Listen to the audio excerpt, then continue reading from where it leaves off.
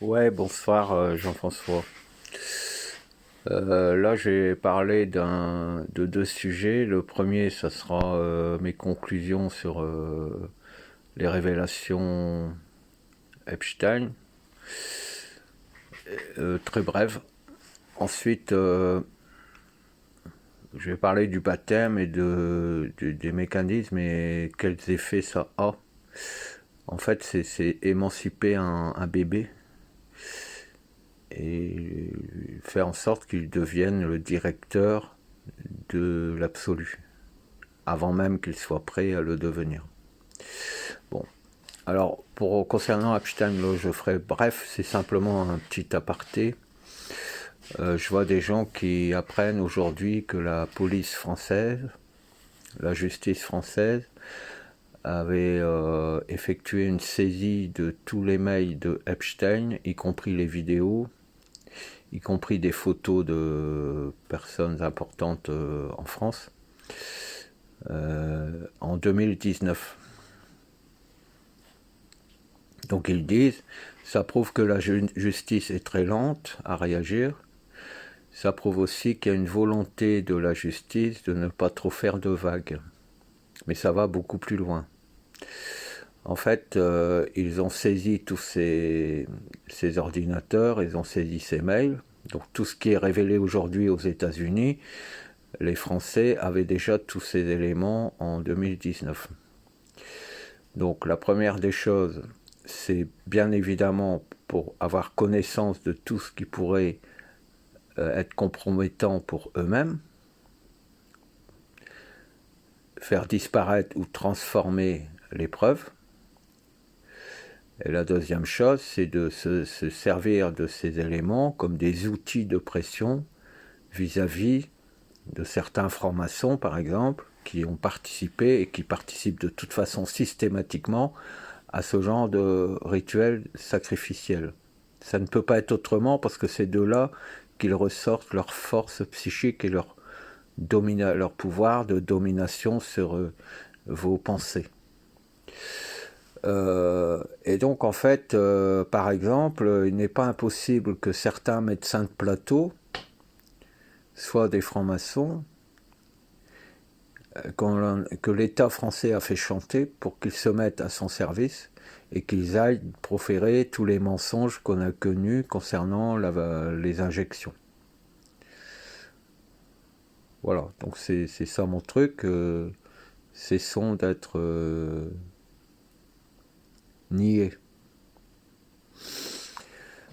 Le deuxième point, si vous reprenez les vidéos que j'ai faites sur ma chaîne Zelda, dont je mettrai à nouveau le lien sous cette vidéo, eh bien en fait, j'ai toujours décrié le baptême comme étant un sacrifice, comme étant une offrande à leur dieu Baal, qui est la grosse entité.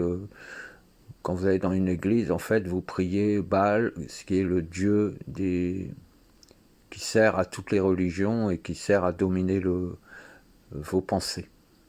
C'est simple à comprendre. Donc en fait, comment ça fonctionne? Imaginez un atome. L'atome, au départ, est initié par le temps qui passe, qui se densifie en matière. En fonction de l'environnement dans lequel il se densifie, il accole à lui-même certaines particules. On parle des particules élémentaires, donc ça crée le noyau atomique, quelle que soit la molécule, enfin l'atome constitué. Ce noyau atomique, en fait, est constitué à la fois de ces particules qui sont les particules élémentaires, mais aussi de toutes les autres particules. Si on admet qu'il y a 12 particules élémentaires, au départ, avant d'être formées, l'énergie atomique, c'est en fait ces 12 particules sous forme d'un genre de gaz. Ça n'est pas encore à l'état d'atome. Ensuite, ça décide, par l'environnement dans lequel ça passe, de devenir des atomes. Donc certaines des 12 particules se condensent en particules, mais les autres particules restent à l'état d'esprit. Et au départ, quand il est très énergisé, le rayon électronique de chaque atome, ça n'est pas ce que vous pouvez voir au microscope. Comme votre conscience, vous pouvez voyager en conscience partout où vous le voulez. Elle n'est pas limitée, sauf à vos propres croyances, aux barrières, aux dômes que vous placez sur vous-même. Si vous avez peur des araignées, vous n'allez pas aller visiter le monde des araignées, par exemple. Donc si vous êtes soumis à un dieu, par exemple, vous n'allez pas chercher à aller au-delà de ce dieu qu'on vous a décrit comme étant celui qui vous protège. Donc en fait, les particules sont un centre, comme un temps arrêté de l'atome, mais le temps continue dans toutes les autres particules, dans tous les autres composants alchimiques de l'atome. Donc, au départ, ce cercle électronique est illimité. Donc, il est aussi grand que le cosmos. Donc, j'ai toujours dit, pour comprendre la vie, il faudra avoir un appareil optique qui permette de voir la particule en même temps que de voir l'ensemble du cosmos. Et le seul appareil optique qui permet de faire cet exploit, c'est l'être humain. C'est vous-même. Et en fait,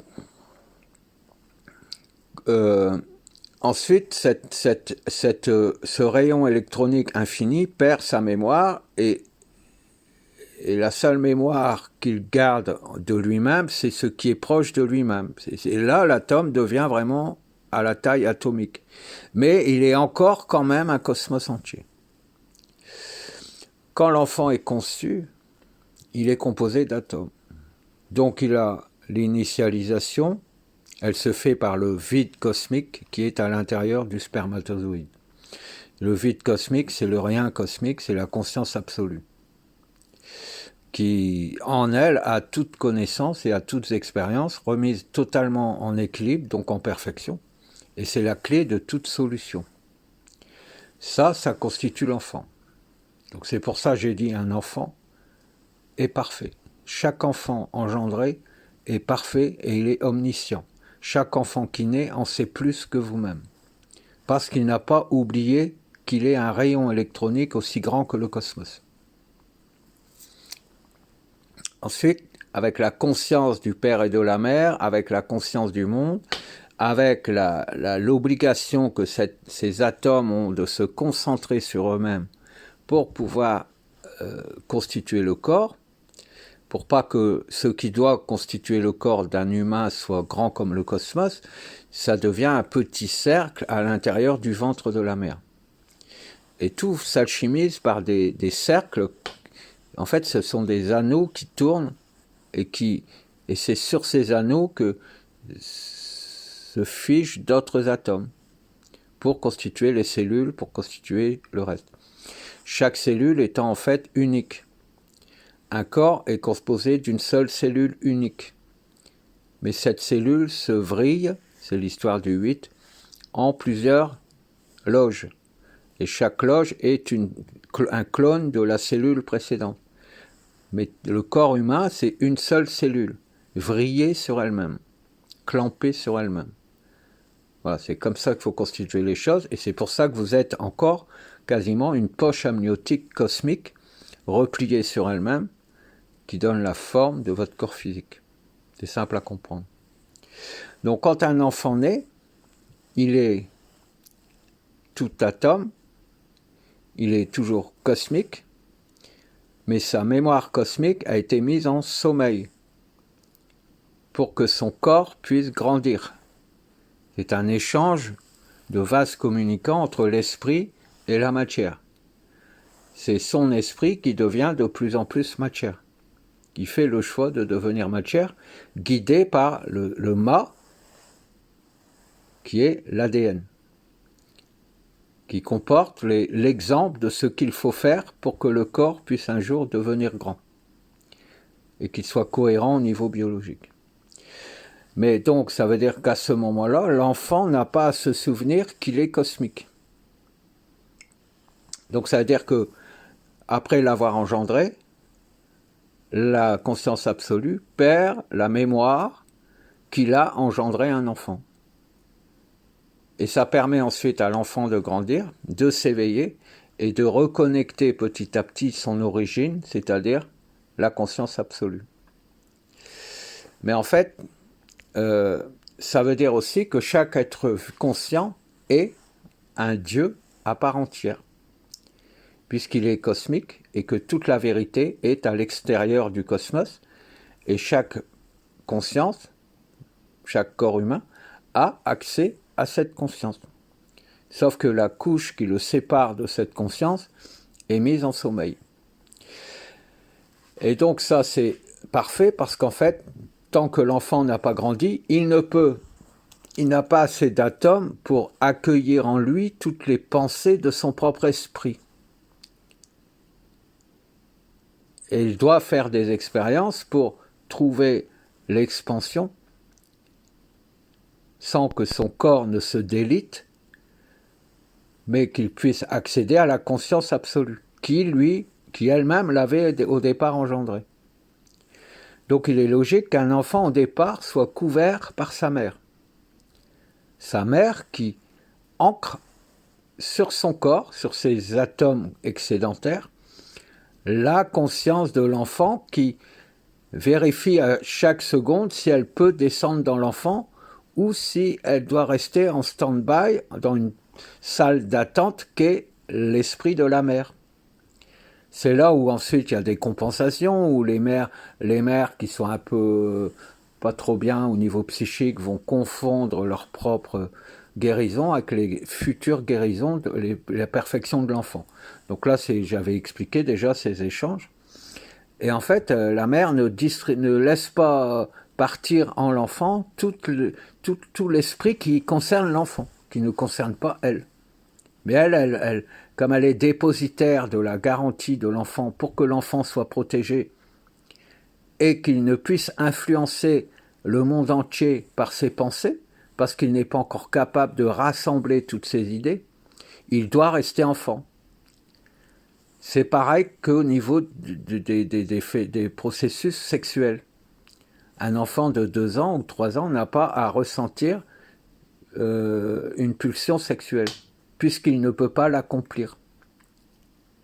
Et s'il ressent des pulsions sexuelles à 4 ou 5 ans qu'il ne peut pas accomplir, qu'il ne peut comprendre, il influence le monde entier parce qu'il met dans le monde entier une énergie de souffrance. Et c'est comme ça que les manipulateurs vous volent vos enfants, vous volent vos âmes, en faisant un baptême, c'est-à-dire en disant à Dieu que l'enfant est adulte. C'est-à-dire en créant un genre d'ellipse dans son esprit, et il force des parties de son esprit enfant à monter, à ascensionner et à venir toucher par-dessous les pieds de Dieu, on va dire. Comme ça, l'enfant va, par ses pleurs, chatouiller Dieu et dire à Dieu, le monde doit être ainsi. Et ensuite, ils vont utiliser l'enfant à la fois comme un otage, un bouclier humain, ou comme un moyen qu'ils ont d'accéder à l'absolu, de titiller et d'emmerder l'absolu en permanence, de le contrarier, en faisant croire à l'absolu que c'est la volonté de cet enfant qui a réussi à se reconnecter à son absolu et qui est un enfant divin. Alors que sur Terre, ils disent à tout enfant qu'il n'est pas Dieu. Donc ça crée une ellipse, donc il peut envoyer des informations et obliger Dieu à faire en sorte que le monde soit ainsi, selon les idées des adultes qui savent, mais en faisant connaître uniquement le petit bébé qu'ils ont utilisé comme d'une matrice à l'envers, c'est-à-dire comme d'une épée qui vient taper sous le plancher de l'absolu, faire vibrer la conscience de l'absolu et lui dire le monde doit être ainsi pour que je sois parfait. Et si je suis parfait, tu pourras vivre en moi. Donc ils utilisent l'enfant et le baptême, c'est donc, ça n'est pas du tout pour mettre l'enfant sous le couvert de la protection de Dieu, c'est présenter à Dieu l'enfant comme un adulte et dire que tout ce que l'enfant voudra, Dieu devra le faire. Mais comme l'enfant ne sait pas encore parler à Dieu, entre guillemets, eh bien en fait, ce sont les manipulateurs qui soufflent à l'oreille de l'enfant, en quelque sorte, ce qu'il doit dire à Dieu. Un peu comme dans les cours de récré, où le mauvais copain va te souffler à l'oreille que tu dois aller tirer les couettes de la petite fille qui est dans la cour parce que ça la fait rire. Et tout ça pour se venger d'elle parce qu'elle n'a pas voulu l'embrasser. Mais celui qui va être accusé, c'est toi. C'est pas celui qui t'a conseillé d'aller commettre ce méfait. Et bien là, c'est exactement le même principe. Et en fait, le fait d'être une ellipse, au lieu d'être un cosmos global qui touche Dieu de l'intérieur de lui-même dans toutes les directions, vous sélectionnez une partie de votre pouvoir sur Terre. Donc quand vous grandissez, vous êtes bien réduit à quelqu'un qui a connaissance de Dieu, mais qui ne lui parle qu'en disant qu'un mot sur 10 dans une phrase. Au lieu de dire la totalité du message en un seul mot. Voyez ? Et donc le baptême, ça sert à ça. Donc ensuite, ça veut dire qu'ils ont un tas de personnes qui sont identifiées et que Dieu connaît partiellement, comme s'il savait de vous que vous êtes un rat ou une chèvre ou un chien. Parce que vous n'avez pas l'esprit global, général, la vision parfaite d'un monde, puisque vous n'êtes signalé à Dieu que comme un adulte, alors que vous avez 3 ans, et vous restez dans cet état jusqu'au jour où vous décidez de vous détacher de toute croyance.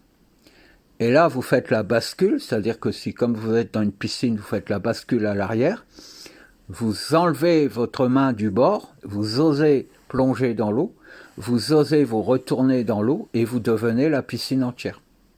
C'est ça la supraconscience. Et donc en fait, c'est ça que je voulais vous dire. Et c'est ça l'histoire des éclipses. C'est ça l'histoire de solstice d'été, solstice d'hiver. L'histoire des apogées. Tout ça. C'est ça, c'est tout ça, ces histoires. D'ailleurs, quand on veut guérir quelqu'un qui est très très mal, et ben en fait, quand on voit qu'il y a une telle catastrophe dans les champs de psyché de la personne, et ben on prend la personne dans sa globalité et on la reconnecte à sa propre source de vie. C'est-à-dire qu'on la reconnecte au Dieu qu'il est lui-même. Et au lieu d'avoir des méandres pour accéder à sa propre pensée pure, et bien ensuite, petit à petit, sa source, ayant pris connaissance qu'il n'est pas seulement un être acariate, partiel, qui est comme un autiste ou comme un trisomique, et bien en fait, enfin sa source se reconnaît en cette personne comme une source globale, elle reconnaît qu'elle est la perfection, et donc elle dit ensuite à la personne, au corps physique de la personne, qui a été partialisé, tu es un être complet. Et peu à peu, les mensonges qui sont nés des aisselles, donc des replis, des bourrelets de graisse, qui ont été créés par le baptême ou par les croyances, par les manipulateurs, se résorbent et la peau cosmique de la personne peut enfin se remplir d'elle-même et toucher Dieu, entre guillemets, le ciel, sur toute la périphérie cosmique. Et ensuite, libre à la personne de fusionner avec la conscience absolue, d'accéder à la perfection et de devenir elle-même le conduit par lequel la perfection peut venir vivre sur Terre. Voilà. chose qui est totalement impossible pour une personne qui a été baptisée. Voilà, j'espère que vous comprendrez ce que j'ai dit. Alors là, je vais vous dire aussi ce que je vais faire maintenant. Je vais faire en sorte que chaque personne, chaque âme, se mette un peu à l'écart de chaque personne pour laisser la place à la vérité de chaque personne. Et je vais donc en fait relever la jupe cosmique pour montrer, mettre à nu la vérité de chaque individu. Et je vais faire basculer toute l'humanité au sein de la perfection. Donc c'est comme si j'allais faire un nouveau baptême pour tous. Mais ce nouveau baptême ne sera pas un baptême partiel où je sélectionnerai moi les parts de Dieu que la personne connaît et manipule. Mais je vais noyer dans la perfection l'esprit de toute personne partielle. Et ensuite, la source de la personne, qui va naître en perfection à l'intérieur de l'absolu, comme elle est attachée par les âmes de souffrance à la personne, pourra redescendre sans être heurtée pour fusionner ou dissoudre ou percuter les atomes en erreur dans le corps de la personne. Voilà. Donc en fait, je vais le faire et le monde entier va le ressentir. Ça vous semble présomptueux, mais en fait, c'est une réalité. Je vais le faire, mais je dois vous dire que je vais le faire. Et c'est là où chacun redeviendra médium, chacun verra tout mensonge en grande transparence, mais avant de voir le mensonge des autres, chacun devra connaître ses propres mensonges. Et l'un des premiers mensonges de l'humanité, c'est ce qu'on appelle Dieu. Et Dieu, c'est en fait une entité qui reconstitue une pseudo-perfection terrestre à partir des échantillons, à partir des fragmentations qui ont été faites de chaque bébé, qui ont ensuite grandi, tout en restant partiel. Voilà. C'est comme si j'allais fusionner toutes les planètes, si on estime que le caractère des gens est défini par son signe astrologique. Je vais fusionner tous les signes astrologiques, je vais fusionner tous les pays, je vais fusionner toutes les populations, je vais fusionner toutes les planètes, mais chacun va être envoyé dans la perfection cosmique, c'est-à-dire au-delà de toute divinité, dans ce rien cosmique où il y a la perfection, et en fait, de manière individuelle. Donc vous allez sentir ce mouvement énergétique qui va se produire sous quelques jours, et je suis persuadé que très vite des événements qui vous signifieront que j'ai fait et que ça agit, cette opération, eh bien en fait, il n'y aura pas de preuve à apporter puisque vous constaterez par vous-même que je dis la vérité et que ce que je décide de faire aujourd'hui va avoir un effet sur le monde entier. Parce qu'il ne peut pas en être autrement. Voilà, je vous embrasse.